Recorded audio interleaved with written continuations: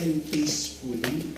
Sabi nga po, you may be the sweetest man, and yet some people do not like language. Remember, we are poor on this earth not to be liked and loved. We are poor on this earth to love and to serve God and people. We love and serve people, and that if people do not love you back, you have people even if others do not like you. But the most important thing is, even if others do not like you and love you, God still loves you. Kahit na hindi ka distribute, makamit, maintain ka na talaga. Basta gusto ka ng Diyos. Basta mahal ka ng Diyos. At paano ka mamahalin at gustuhin ng Diyos? Basta maging pamahalan sa pagsunod sa kagustuhan ng Diyos. Kahit na inuwan ka ng iba, kahit na pagluhan ka ng iba, kahit na isuka ka ng iba, basta hindi ka pinapahintay at sinusuka ng Diyos. Yan yung mas kakalak. Dito ba? And Jesus always clarifies this to us in His teaching. Sabi ko, kung naniniwala tayo, kung susunod tayo, kung makikita tayo sa Kanya, and gusto ng mga pamilya natin, nakakaawin natin. Gusto ng mga kamag-anak natin, ay magpapakula sa atin. Ipapakul tayo na mismo mga minamahal natin. Ito din po yung ating narinig sa Ebanghelyo. Umuwi ang Panginoon sa bayan niya, pero tahimik siyang pinag-uusapan ng mga kamag-anak at kaibigan niya. Nilalait siya. They were silently rejecting him. Hindi po ba karanasan natin lahat yan? Mismo sa ating pamilya, kahit na kamag-anak mo sila, nag-ugnaya ka sa kanila, sila paminsan ang nangangalain at nagmamaliit sa minsan. Yung mga iba, sinasabi, buwag-buwag, ang mga pamangkin nila. Bakit? Ang gaganda ng trabaho, meron bagong sasakyan. Minsan, maiingit ang kapatid mo sa iyo kasi nakikita niya, nakakapagbakasyon ka sa ibang bansa. Minsan, hindi maigilan ng mga kamag-anak mo, gusto ka pamilya mo, na maging halit at ugali nila sa iyo dahil hindi na kasi pinagkakami. Nag-uumpisa ang pagmamahal sa loob ng pamilya natin. Pero, pinapaalala sa atin, makakaranas tayo unang-una din ng rejection sa mismo pamilya natin. At hindi po ba, yan ang naging karanasan ng Panginoon. Pero, ito po nakakapagtaka kay Jesus. Kahit na sinaktan siya ng mga pamilya, ay sa linawan niya, hindi siya nagalit sa kanila. Hindi siya nagkaroon ng sakit ng loob sa mga kaibigan at kamag-anak niya. Hindi that is a good reminder. When people reject you, do not vent your anger on them. When people do not like you, do not be angry at them. Kung mag-ayaw ka nila, hindi mo naman ibigay kung iyong galit din. So, nangyayari ka. Masakit po ang reject. Ano naman po yung mas masakit? Yung dahil sa sakit na yung nararanasan, pinaparanas mo ito sa mga minamahal na hindi naman nag-reject sa iyo. Tanggalan mo lang tayo. Ang magandang tanong ito, paano hindi maapektuhan kapag inaayawan na tayo ng ibang tao? How to remain peaceful when others reject you? I think three things that we should remember when people reject us. And these three teachings should console us whenever we get affected by the rejection of other people. Number one, remember that the one who rejects you is beneath you. Minsan meron pong mga taong ayaw sa atin, kahit na wala naman tayong ginagawa sa kanila. Hindi po ba? Bakit? Kasi hindi mo alam, natatapakan mo ang ego nila. Ang mga nagbababa sa iyo, nakababa sa iyo. Hindi ka naman ibababa ng mga taong nakataas sa iyo. Kahit na anong gawin mo, kahit saan ka pumunta, merong taong ganyan. Merong taong toxic, mainggitin, magalituin, pangit ang ugali. Huwag mo expect na porket mabait ka, mabuti ka, magiging mabait at mabuti na rin ang ibang tao sa iyo. Hindi dahil minamahal mo ang iba, mamahalin at din nila. Minsan po habang umaangat tayo sa buhay, hindi mo maaalis na meron talagang taong magbababa sa iyo. Ito nga ang presidente, pati mga ibang artista, pati nga ang ating Panginoon, hindi po ba? May basher sila. Ikaw pa kayang simpleng tao, magkakaroon ka din ng mga negatibong tao sa buhay mo. Sila yung mga pwede natin ituring na mga tinik sa ating laman. Tandaan po natin, si Jesus galing sa taas. Sa sulat po ni San Juan, pinahayag po ni Jesus, nagkikita ako, bakit po hindi siya matanggap ng ibang tao? Kasi nasa iba pa siya. Kaya nakalimutan ng maraming tao, bumaba si Jesus galing sa taas para tayong mga nasa ibaba ay itaas din niya. Kung may mga nagbababa sa iyo, dapat ang unang gawin mo, unawain mo sila. Hanggang doon lang ang level nila eh. Tandaan niyo po ito, mahirap itaas ang isang tao na ayaw umangat. Kapag ayaw umangat, yan ay pabigat. Amen? Ang Panginoon, ginawa din the best niya. Sinubukan po niya na magpagaling sa mga may sakit, kahit na pinag-uusapan siya. Pero anong epekto? Kakaunti lang daw na makita niyo.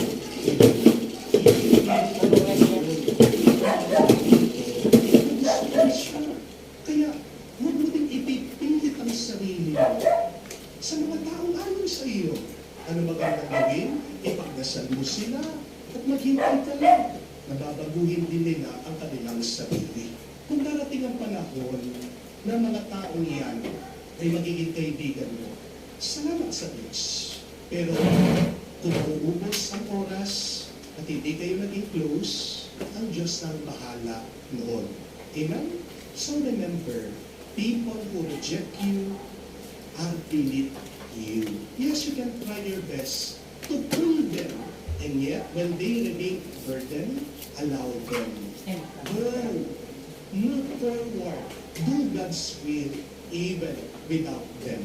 Pangalawa, people reject things that they cannot afford. Huwag po tayong malulungkot dahil hindi lang tayo tinanggap ng ibang tao.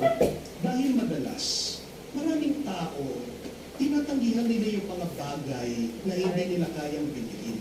Meron mga ibang tao na iniiwasan yung mga mahal na bagay dahil wala silang pambayad. Kaya kapag nireject ka ng ibang tao, hindi ibig sabihin na wala kang iba. Kapag ayaw ka ng ibang tao, ibig sabihin hindi nila ma-appreciate ang halaga mo. Tandaan niyo po ito, ang mga taong hindi afford sa pagdadailin, hanggang fast food lang o karinderya. Kapag hindi mo kaya kumain sa mga mamahaling restaurant, pansinin niyo po ang ugali nila. Sisirain nila ang restaurant na yun, sasabihin nila, napakamahal, hindi naman masarap. Paano mo masasabi na hindi masarap? Hindi ka pa naman kumain doon. Hindi ko ba? Ganyan ang katotohanan. Galit ang mga tao kapag hindi nila ito maabot at maintindihan. Ang mga tao hindi sanay na sumasakay sa mga aircon na sasakyan, madalas nagsusuka. Kaya nga, ano kaya nilang sakyan? Jeep o tricycle? Doon hindi sila masusuka. Bakit nasusuka sa mga sasakyan ng aircon? Kasi hindi sanay. Kaya yan po yung tandaan nyo. Kung nasusuka ang ibang tao sa iyo, ito ay dahil hindi lang sila sanay sa iyo. When people exit your life, it doesn't mean that you are worthless. When people reject you, it is really an admission that you are priceless. Hindi dahil kakaunti ang nagro-Rolex, ibig ba sabihin, pangit ang Rolex. Kakaunti ang mga sumusuot po ng Rolex kasi mahal ang relong Rolex. Kaya nga, kung kakaunti ang mga nagmamahal sa iyo, okay lang yun. Hindi ibig sabihin na wala kang kwenta, na wala kang halaga. Kung kakaunti ang mga taong may gusto sa iyo, ibig sabihin, mahalaga ka sa kanila. Third and last, rejected people reject people. May pinagdadaanan ang mga taong ayaw sa iyo. Kasi kung minahal lang sila, pagmamahal din ang ipapakita nila, ang ibabahagi nila sa iba. Remember that saying, hurt people, but the opposite is also true. Accepted people, accept people. Help people, help people. Nagpatuloy po si Jesus sa kanyang misyon. Hindi po siya nagpa-apekto dito sa rejection ng kanyang mga kababayan, ng kanyang mga pamilya, ng kanyang mga kaibigan. Bakit? Kasi nakakatanggap palagi siya ng pagmamahal galing sa Diyos. Hinahamon din po tayo na kung nire-reject ka man ng ibang tao, matuto kang tumugon sa pagmamahal. Tandaan niyo po, ang mga taong nagre-reject o nakakasakit ng ibang tao, kulang yan sa pagmamahal. Hindi naman makakasakit ang taong yan kung napuno siya at nakaranas ng pag-ibig at pagmamahal. Naalala ko po nung minsan sa Facebook, meron po nag-post sa akin tungkol po sa aking homily. Itong tao, galit na galit doon sa joke ko sa homily. Nagbibiro lang naman po ako eh. Pero itong tao, sineryoso, kinuha niya yung picture ko, gumawa siya ng napakawin, na istorya, na kwento. Kaya ang ginawa ko po, nag-reach out ako dito sa tao dito. I-message ko po siya. At tinanong ko, ano ba yung problema? At doon ko po naman, hindi pala tungkol sa akin.